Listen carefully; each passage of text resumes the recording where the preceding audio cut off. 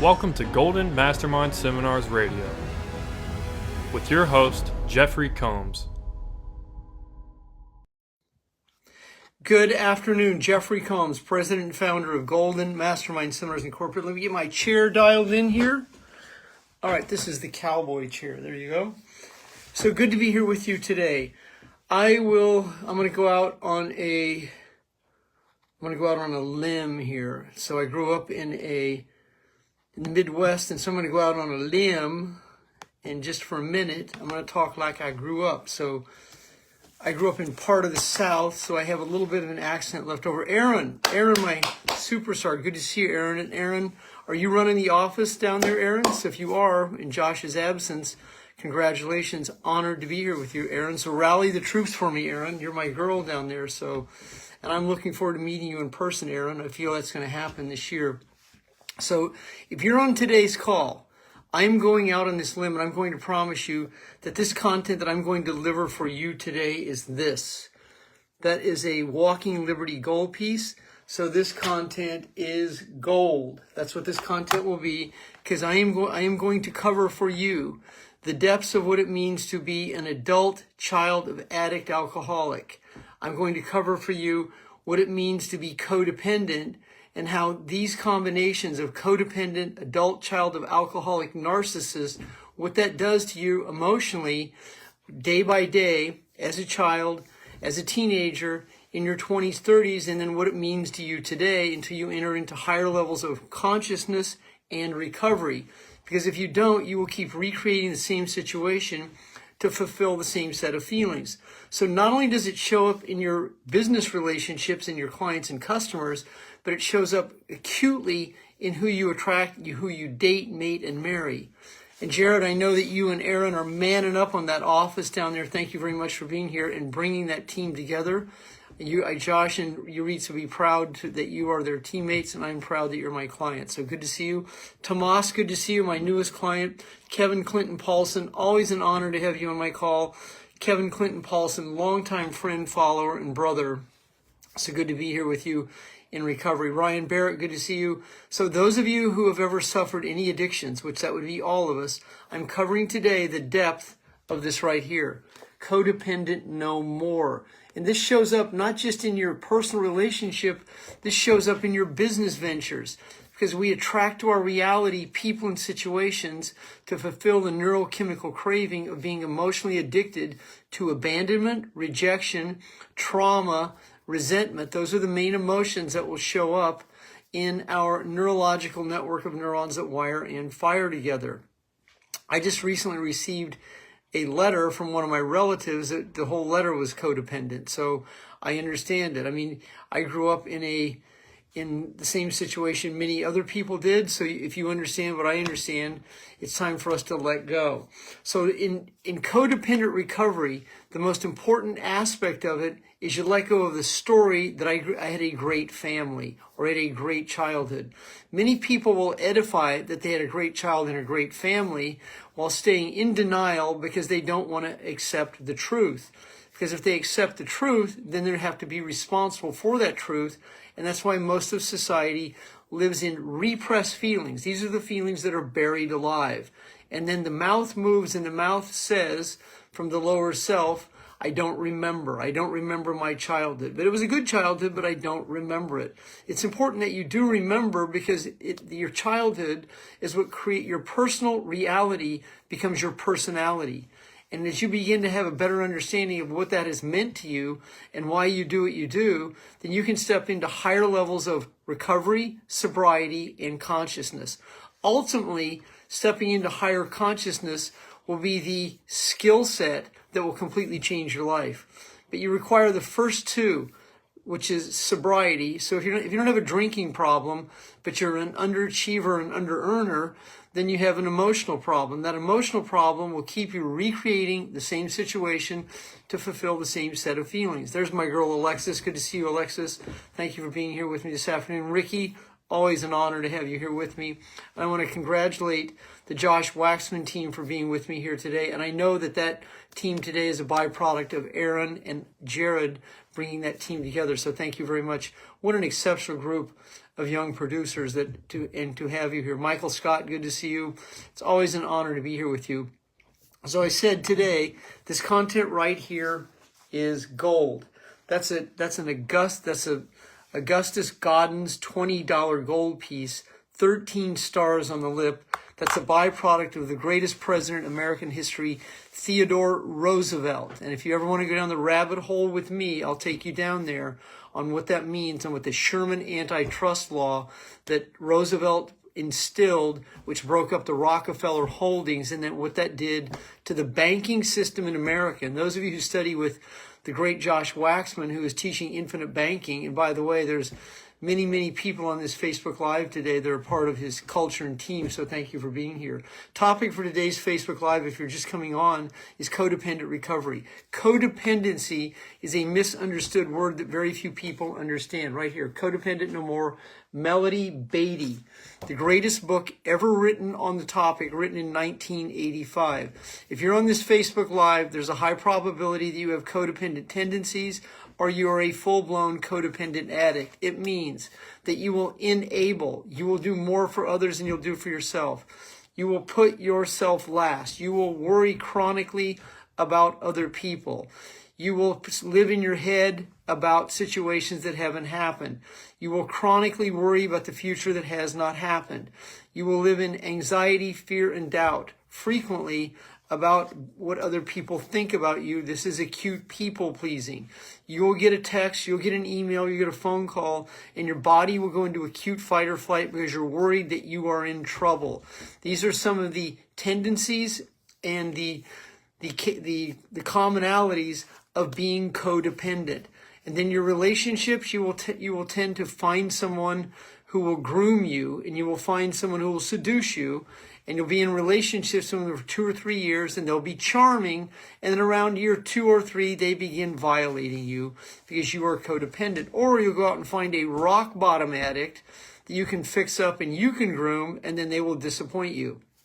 The ultimate addiction to codependency is over-obligating and enabling, doing too much to be addicted to disappointment. This will show up in the teams you build in direct sales. You will attract pretty little pets, and you will stroke them, you will hold them, you will mother them, you will nurture them, and you will romance their potential, and they will disappoint you because you are attached. As you learn to be non-attached to the outcome, as you learn to let people be where they are. Codependency is one of the most challenging addictions to let go of and to break the emotional ties, because it's my family, or it's my brother, or it's my sister. It doesn't matter who it is. What matters is that you have clearly defined boundaries, and you don't let people violate you, take advantage of you, and specifically use guilt to control you. And if you let this happen, it will show up in your business ventures, and it'll happen over and over and over. My clients will ask me frequently, how do I attract better people? Well, I can explain it to you. The first situation you do is you get very clear on the relationships that you've had throughout the course of your lifetime. So if you started mating, dating, and marrying at 16, 18, 20, 22, look at those relationships. Look at the relationship that you grew up in your household. Did you have to be a grown-up before your time? Are you an adult child of an alcoholic? This is the second book I brought to the call today. Adult Child of Alcoholics, ACOA. It's a 12-step program. If you're an adult child of an alcoholic, it means that you became a grown-up before your time. I am a superstar child. I was a superstar athlete. I was a superstar at cleaning my parents' house. I was a superstar being a superstar being a superstar. I could do multitask. I had jobs at 13. I was saving money. I paid for my own way through college. I got my own college scholarship. I called the coach, walked on, got a 2-year scholarship at a top-tier junior college right outside of Council Bluffs in Omaha, Nebraska. I mean, I was resourceful, but by the time I was 18 years old, I was so broken and so destitute emotionally that my journey of being an addict, which showed up in drugs, alcohol, and specifically relationships. I attracted trauma bonds and narcissists, cheerleaders, runway models, and people I could fix up to fulfill my own brokenness. And if you find yourself, you have done the same thing, well, welcome to the club. It's called codependency. as you step into higher levels of recovery, sobriety, and codependency, then you can step into a place where you are no longer the mind-body connection to the events that shape the feelings. That's the separation. It means you can, instead of being the participant in these broken relationships, you can be the observer, and you can see, sense, and feel the situation, and then not put yourself in these relationships that take you out of flow, out of life, out of the game. So it shows up in business, because what happens in business, you'll attract someone who has that sexy look about them, or they have some juice, or they went to the right college, or they're in a sorority or a fraternity, or they've owned a business, or they have a nice watch and a shiny car, any multitude of situations, and their mouth moves and they tell you how good they're going to be. And then the romance is on and you're like, oh my God, I found my rock star, my superstar. I found that one person I've been looking for. And unfortunately, that person usually quits first, because it's the people who you don't give the most attention to that usually end up being the top producers in your businesses. And these are the people that you are looking for, because they have a different level of humility. For you to be clean and sober in codependent recovery, it's important you understand how codependency was formulated in your childhood. So if you're an adult child of alcoholics, adult child of narcissists, take a good look at the role. If your mother or your father married multiple women or men while you were a child, there is a high probability that you have codependent tendencies. If you grew up taking care of your mother, if you became the breadwinner as a child, if you became the therapist, the son, and the husband at the same time, if your father put you in charge of taking care of your mother, if your mother put you in charge of taking care of your father, you're going to have codependent tendencies. And this will show up in your relationships, it'll show up in your business relationships, and it will also show up in how much you over-obligate, enable, and do more for others than you do for yourself, putting yourself last. You will have challenges collecting your money. You will have challenges asking for the order. You will have challenges asking for debt that people owe you. You will have challenges asking people to sign the dotted line on an insurance policy. You'll have challenges asking for commitments because you don't want to offend someone, anger someone, make them mad. This is just all the stories that you learned in being codependent. There is absolutely an opportunity for you to set yourself free. It is called sobriety, and it happens one day at a time. This is gold right here. And so that one day at a time, it means you go one day at a time being grateful the entire day. You go one day at a time of being able to not only be grateful, but practice forgiveness. You go one day at a time without a shiny object, some instant gratification. You go one day at a time without being critical of yourself or others. And the most important aspect of this breakthrough factor in any level of addressing any level of addiction is gratitude. Be and stay grateful in a relaxed body. It is the most important situation that you grasp onto, so that you're not angry, you're not bitter, you're not overwhelmed, you're not telling yourself stories. You are actually in recovery. Mark Andres, good to see you. Mark is the father of one of my top tier clients, Jose. Mark, honored to have coached your son for so many years. Good to have you here with me this afternoon. Sarah, good to see you. Karen, good to see you. There's a few new people I'm not familiar with. Thank you very much for being on the Facebook Live. Pat, thank you for being here. Cray, always good to see you. Cray from Down Under. Felicia, good to see you. If you're new to my content, hit the blue like button. That will put you in my news feed. Or you can go straight to Facebook and Facebook friend request me. I'm covering content from these two groundbreaking books, Codependent No More by the great Melody Beatty and Adult Child of Alcoholics. So those are both two great books that I highly recommend that you purchase. If you are building a team, or you're building employees, or people in your circle of influence, or you're hiring contractors, vendors, and other people in your circle of influence, it is very important that you understand your own codependency. Because if you are codependent, you will have challenges being able to read situations for what they are. You will give people the benefit of the doubt. They will take advantage of you, and you will be disappointed. And this is an epidemic that faces all of society, myself included. I am in codependent recovery. I have had deep issues with codependency, of over-obligating, enabling, doing too much for others, not being able to discern, let people lie to me, get seduced by them, by their shiny objects. I've been groomed and then traumatized by narcissists. So it is an epidemic that affects a large percent of society. Heather, good to see you this afternoon. Crystal K, good to see you. If you're just joining me today, the topic is called Codependent Recovery. I have been to multiple 12-step meetings for codependency.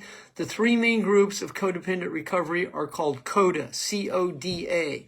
The second one is called Al-Anon. The most prevalent group of all 12-step groups for codependency is Al-Anon, A-L-A-N-O-N, and that is designed primarily for husbands, wives, and family members of addict alcoholics.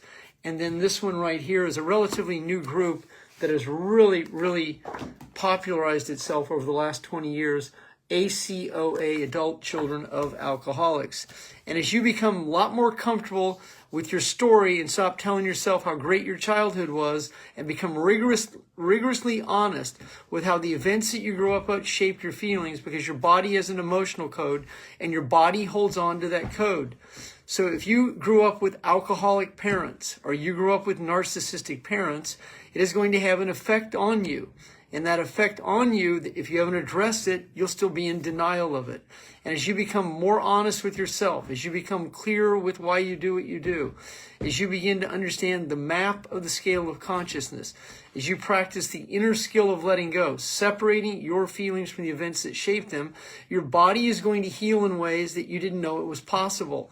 Because what you're going to do is you're going to put yourself into your own level of functional medicine. Your body is going to medicate itself in a way that it hasn't been by you being in anxiety, fear, and doubt, and specifically fight or flight. Thank you, Jared. Jared said be objective. So that's what it means. Be objective means you're able to be in the middle and see the situation for what it is by not overwhelming yourself with stories that aren't true, because rigorous honesty is a key component in any breakthrough factor when it comes to the scale of the map of consciousness. Because if you live in this, I don't know, this doesn't make sense. If you continue to live in the analytical, egoic mind, the lower self, which is driven by events that are unresolved, the body will continue to react to stimulus, which then creates the fight or flight mechanism that the body reacts to. As you become better and better in your emotional sobriety, the objective is to live in a gamma brainwave state. In a gamma brainwave state, you're in peace. And in that peace, you're in a relaxed body. For years, I've been writing this affirmation and then speaking it into existence. Breathe, release, and let go in a relaxed body. I just had a map made for it. I just had a doormat made for it. Breathe, release, and let go in a relaxed body. The end of that, the relaxed body, that references a body that's not in fight or flight. The relaxed body is in a relaxed energy that is conducive to people being attracted to you, because you're emoting and transmitting an energy of love, an energy of joy, an energy of peace. And in your posture, you're coming across with power, but in a very relaxed power, not in any level of force, not where you're trying to convince someone or beg someone. You're coming across in a very non-attached state of love, joy, bliss, understanding, awareness, inner knowing, truth, trust, and belief. Now, when you are in belief, you are certain. So in a relaxed body of certainty, you're not analyzing and thinking and overthinking. You are certain. You're in a place called the know. And when you know, you're in one of the highest levels of consciousness. And so this is what people will buy. They will buy your energy. They will want to be a part of that energy because they can tell you are certain. You're assured of yourself. None of that's from cockiness. That's not from bragging. That's not from talking. It's from the energy that emotes from you. It is called posture. And that posture is from certainty. That's from trust. That's from truth. That's from God. It's from surrendering. And as you learn to surrender to God, as you learn to give it up, what you're giving up is you're giving up your will. You're giving up your desire to be right. You're giving up conflict. You're giving up being in arguments. You're giving up chasing people and begging people. You're giving it up because you're learning to be non-attached in a relaxed body. Non-attachment for most of the planet is a confusing term because it's very, very underspoken, seldom written about, no books on the topic, but broken down. Non-attached means not attached. Non-attachment means you can operate fully in life in true humility without feeling violated. In non-attachment, someone doesn't buy from you and you don't feel rejected. In non-attachment, you ask a man or a woman out for a date and they're not interested in you and you don't take it personal and say, I got gaslighted or ghosted. You're in a non-attached state, realizing that the situation is what it is and you're able to let it go easily and effortlessly. When you hold on to emotions of low energy, of anxiety, fear, and doubt, you will continue to manifest your reality, the very situation that you seek to avoid to fulfill the neurochemical craving that has you emotionally addicted to being codependent. Codependent is an attachment. And when you are attached, you will make stories up. I got rejected. They ghosted me. They gaslighted me. You disappeared on me. Well, no one disappeared on you. They just left. I mean, you just give it what it is. It's not, you don't want to give it the situation any more power than it merits. Because when you give power to any emotion that's anxiety, fear, and doubt, you're dropping to the bottom of the map of scale of consciousness. Because now you're going into rejection, you're going into abandonment, you're in resentment, you're in grief, you're in apathy, and most importantly, you're in pride. And so on the other side of pride is called humility. And humility, when you are truly humble, no one can humiliate you. And in true humility, you're not going to overreact. And instead of reacting to stimulus in recovery and sobriety and higher consciousness, you're responding to it. And as you learn to respond to the stimulus rather than react to it, the brainwave is in a different state. It's in a gamma brainwave state, releasing a neurochemical called DMT, dimethyltryptamine. And these are the type of people that you seek to have in your business. These are the type of people that are chilled. These are the type of people that don't get rattled. You want them in your foxhole. These are the type of people that can sit down and prospect for hours and not get seduced by what's going on around them. These are the type of people that have ice in their veins. These people are as cool as the other side of the pillow. These are the people that don't get rattled. These are the type of people you want as your accountant, as your attorney. You want these type of people as your contractor. You want these type of people as your husband, your wife, your teammate, your soulmate, because these are the type of people who don't overreact to stimulus. And many people confuse this person and they think they're aloof, when in reality, this person is very, very relaxed. And the more that you can relax into your body so that you're in that space of higher consciousness, where you're not in anxiety, fear, and doubt, higher consciousness in context, and the emotional code, you're vibrating and transmuting your feelings at 200 cycles a second above anxiety, fear, and doubt, with the breakthrough factor of being courage, acceptance, and willingness, followed by gratitude and forgiveness. That's at the very beginning of the foundation of the map of the scale of consciousness. Then escalated into the energies of it, then there's love, joy, and bliss. That's when you're really emoting and transmuting your feelings. You're in love with life, and life loves you. You're a people person. People magnetize to you.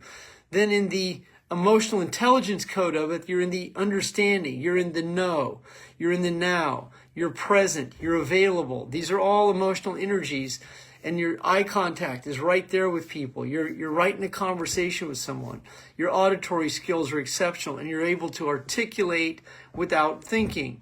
I mean, this is the ultimate place to arrive at. It's a B state of consciousness when you're in trust, truth, awareness, and you're able to access the quantum field, which is God, meaning that there's no brain fog or very little brain fog, that the hippocampus is not enlarged, the prefrontal cortex is not enlarged, and the amygdala is not shrunk. The amygdala is the emotional engine that searches for a familiar feeling. And then most importantly, your pineal gland, which is right in here, which is the ocular gland to consciousness and God, is wide open.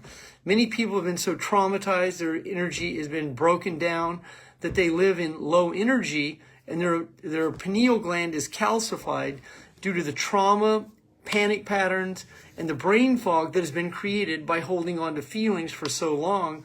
And this is very challenging for people to let go of, because emotions have a corresponding future and they have a tolerance.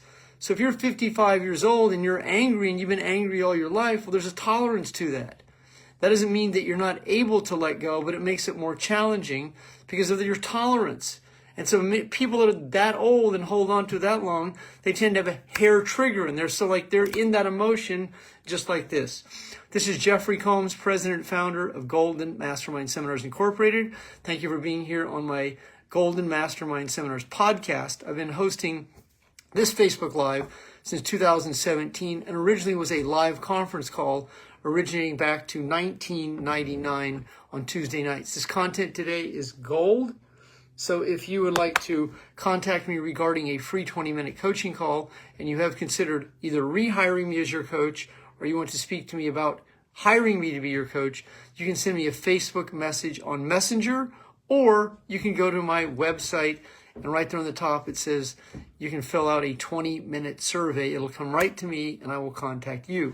Good to see you. Emily Britt, so good to see you. Jerry, good to see you. Rosalinda, good to be here. Thank you for being here. A lot of awesome faces today. One more time, if you are not following me on Facebook and you did receive the content today, hit the blue button, like, and send me a friend request if we are not Facebook friends. You have a great afternoon.